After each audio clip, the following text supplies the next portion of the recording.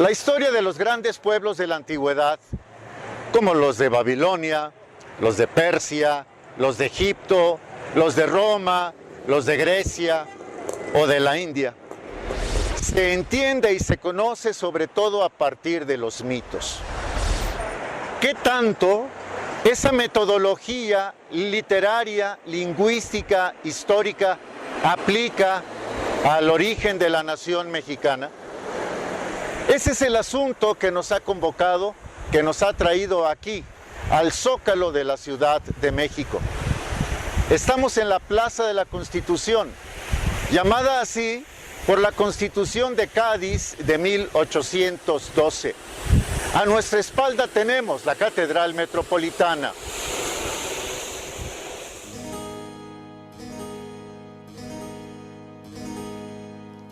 El águila ha sido vista por diferentes civilizaciones como la reina de las aves. Se le ha utilizado para significar un poder bajado del cielo, capaz de hacer la guerra. La cultura babilónica legó un relato según el cual un rey, de nombre Etana, fue llevado al cielo por un águila. Chevalier y Gerbrandt, en su diccionario de los símbolos, hablan del águila mítica en los siguientes términos. Cito entre comillas: reina de las aves, corona el simbolismo general de aquellas, que es el de los ángeles, el de los estados espirituales superiores. En la antigüedad clásica, es el ave de Zeus con la que llega incluso a identificarse. Los griegos decían que las águilas podían seguir la trayectoria del sol. En los Salmos, se tiene al águila como símbolo de regeneración espiritual, cual si fuera el ave fénix. En la época de Mario, los ejércitos romanos adoptaron al águila como emblema.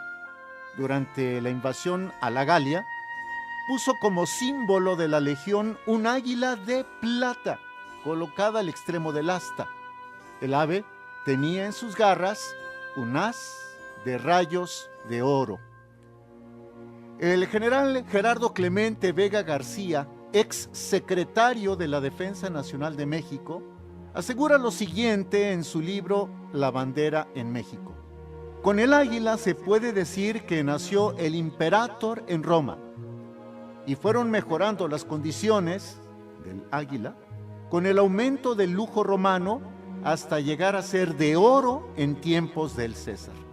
Los historiadores cristianos atribuyen las cualidades del águila a San Juan y su evangelio por la espiritualidad del mismo.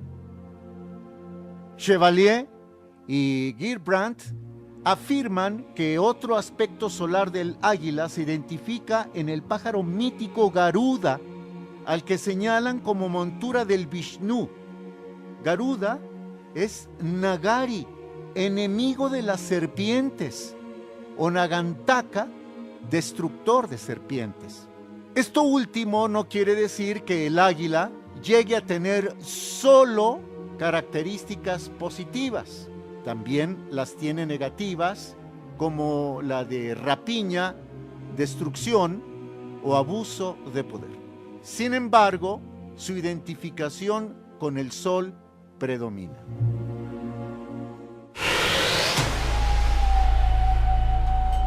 La serpiente es también un animal simbólico cuya valoración es mucho más ambigua que la del águila. Ha sido imaginada como símbolo del mal, de la muerte y de lo subterráneo por su capacidad de vivir en agujeros. Sin embargo, se le ha atribuido capacidad de rejuvenecimiento porque muda de piel. La serpiente ha recibido culto por su capacidad de morder y matar, pero también de prolongar la vida. Se le ha atribuido la capacidad de autofecundarse. Para los antiguos griegos, la posibilidad que tiene de morder su propia cola significa el movimiento cíclico de la historia, un continuismo perpetuo.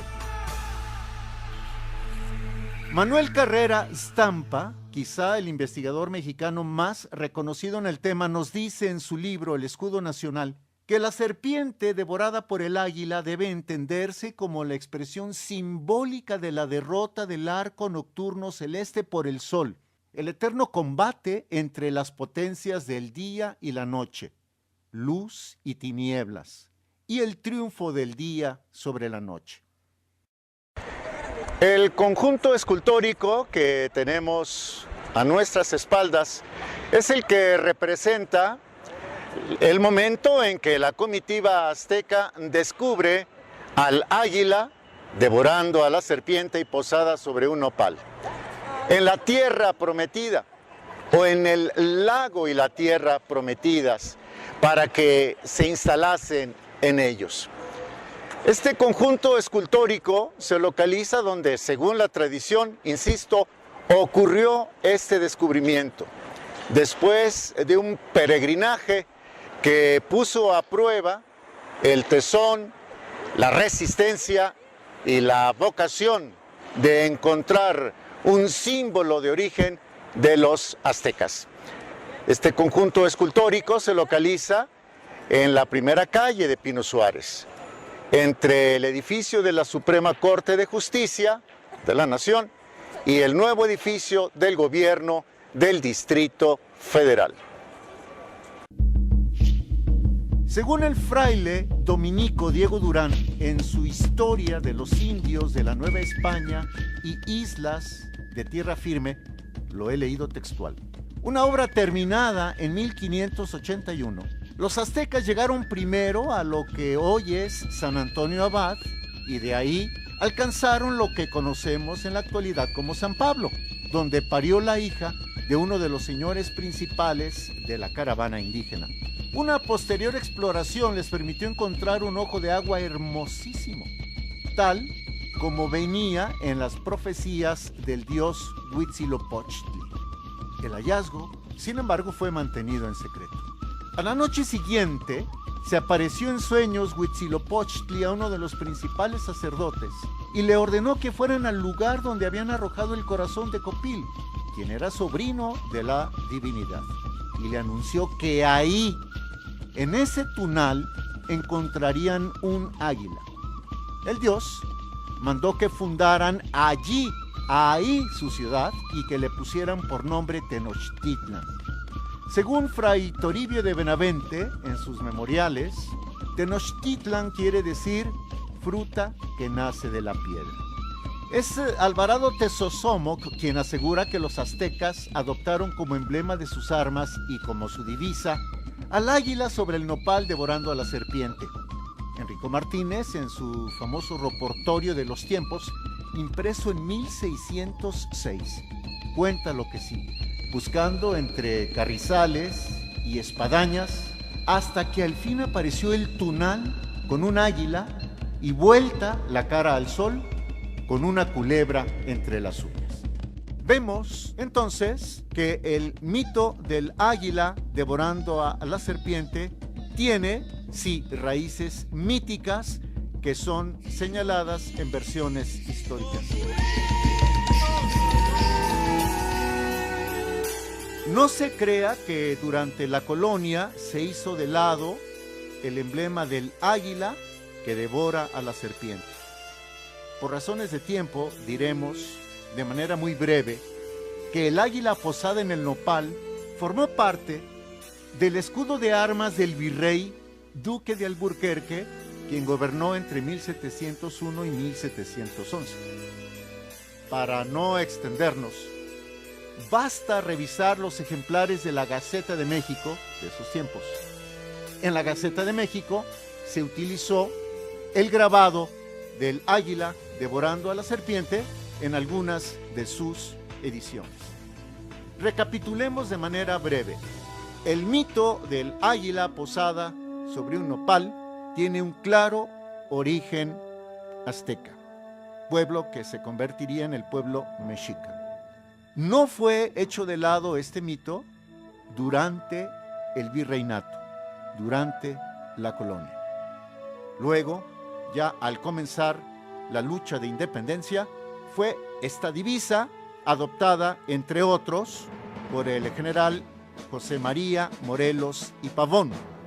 en una bandera que tiene los colores azul y blanco, entre paréntesis los colores de la Virgen María, se ve un águila posada sobre el nopal y que está coronada. Con Iturbide, ¿qué sucedió? Algo interesante. En la Declaración de Independencia, que se firmó el 28 de septiembre de 1821 por la Junta Soberana, no aparece emblema alguno. Es solamente el papel utilizado. En la bandera del ejército trigarante, la que tenía de manera oblicua los colores blanco, verde, rojo, con 3 estrellas doradas en cada franja, sobre cada franja, tampoco aparece. Pero, una vez convertido Agustín de Iturbide en emperador, su escudo de armas reproduce al águila posada sobre el nopal y devorando a la serpiente. Y también en la bandera del primer imperio.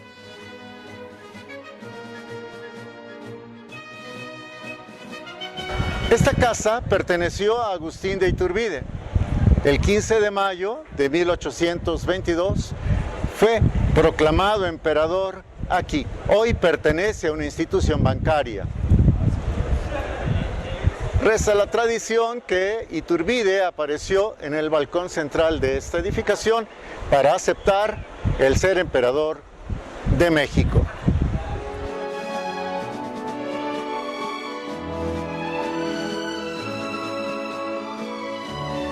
Brevemente, veremos cómo el águila que devora a la serpiente o el águila simplemente aparecen en distintas banderas, tanto de conservadores como de liberales, de centralistas como federalistas, de monárquicos como de antimonárquicos.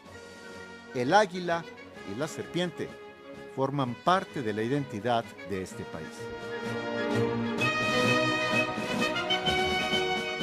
El heroico Colegio Militar tiene en el águila uno de sus emblemas. A los cadetes, de hecho, se les conoce como aguiluchos. Hemos de decir también que entre los principales defensores del castillo de Chapultepec, en la batalla del 13 de septiembre de 1847, figuraron precisamente cadetes del heroico Colegio Militar. A nuestras espaldas tenemos el altar a la patria, el monumento a los niños héroes. Ustedes podrán apreciar en la base del conjunto escultórico cómo está trazada, si se me permite la expresión, un águila mexicana.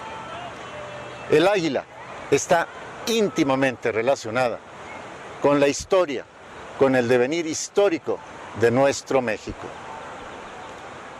La casa de Cesare Scala de Milán, Italia, elaboró hacia 1864 este carruaje de gala que acompañó a Maximiliano en su viaje a México y que fue utilizado en contadas ocasiones durante su estancia en el país.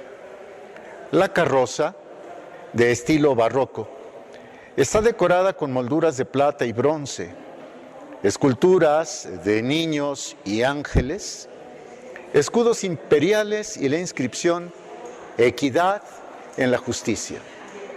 Resalta, por supuesto, el escudo de armas de Maximiliano y en el centro el águila devorando a la serpiente.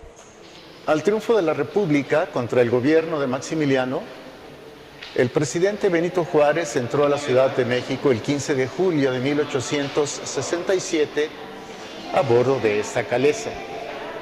El carruaje, que más tarde fue de uso personal del presidente, fue fabricado en París y decorado con el escudo nacional mexicano y motivos de inspiración prehispánica.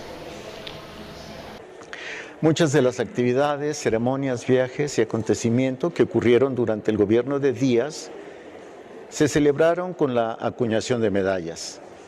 Destacan la que celebra el pabellón mexicano de la Exposición Internacional de París en 1889 y la que conmemora el primer centenario de la independencia nacional en septiembre de 1910. Estamos ahora delante del Palacio Nacional. Ustedes podrán advertir que arriba del balcón central, donde el jefe del Ejecutivo preside ceremonias importantes como el grito de independencia la noche del 15 de septiembre y la del desfile militar el día 16 de septiembre, ustedes podrán advertir que encima del balcón central está la campana de Dolores. La campana que tañó el cura don Miguel Hidalgo y Costilla la madrugada del 16 de septiembre para comenzar el movimiento insurgente de independencia contra los españoles. Estamos hablando de 1810. Arriba de la campana, en cantera, se encuentra labrada el águila mexicana. Pero el águila, nótenlo por favor, está de perfil. ¿Y por qué de esa manera? Porque así lo ordenó el jefe del ejército constitucionalista, don Venustiano Carranza, en decreto del 20 de septiembre de 1916.